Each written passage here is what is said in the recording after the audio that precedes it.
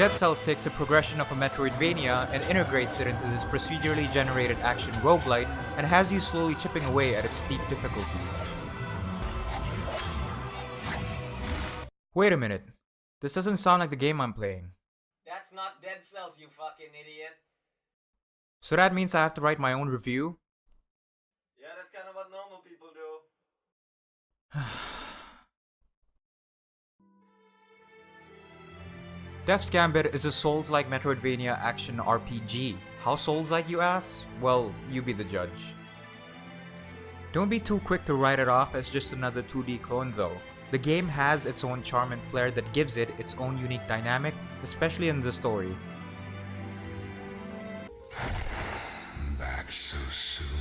You play as Soren, a soldier who was killed in battle and resurrected to carry out a secret task given by the living embodiment of death. Along the way, Soren is plagued by memories of his childhood and is hell-bent on a quest of his own to find his mother. One thing that Death's Gambit does so well is the way it incorporates its narrative into the death mechanics of the game. Dying will sometimes take you into these dream sequences that build up on the story arc.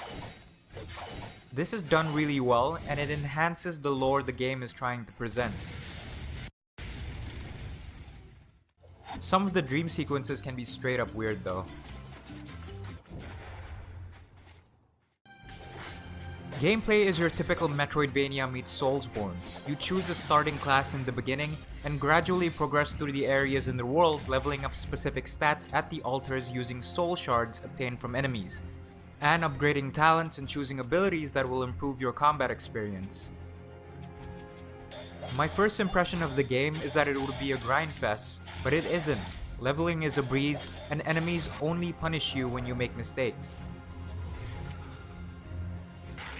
The boss encounters are satisfying, but not as challenging as some veterans of the genre would like them to be.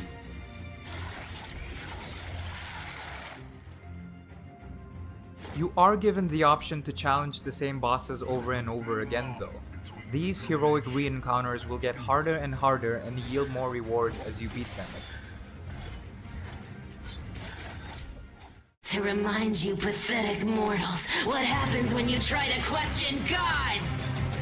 Drawing inspiration from the Soul series here and there, the striking and intimidating design of the bosses are amazing, and their stellar voice acting brings them to life.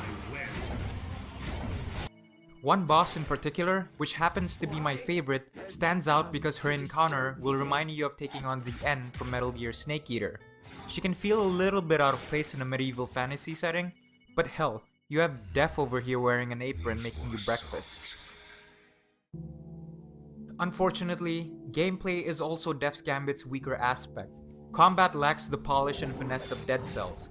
This is important because Death's Gambit was released just a few weeks after, so comparisons will be made, and you can even see that in the Steam reviews. There is Gamepad support, but it doesn't seem to function as precisely as a game of this genre requires it to be. Plenty of times abilities don't work in the slots you place them into, and aiming the bow feels weird. However, once you switch on to mouse and keyboard, these issues become a little less of a problem. Abilities and talent perks are also limited, so you'll find yourself using the same skills over and over again. The game's difficulty also dips down depending on your starting class and weapon of choice. I went for an assassin's build in my first playthrough, but quickly threw the daggers away in favor of the spear. The issue that disappoints me the most is also the fact that the game is light on content. It took me less than 10 hours to finish my first playthrough. Don't let any of these issues put you off though. The game still has something to offer, from its beautiful interconnected hub world to the cast of characters you meet in the world who are voice acted extremely well. Silence, Pop. Especially Death, whose comedic nature helps alleviate the depressing tone of the game. There are secrets to be unveiled in the land of Cyrodiil, and the New Game Plus mode will keep hardcore fans coming for more. If you're looking for more Metroidvania action, it doesn't hurt to give this one a try.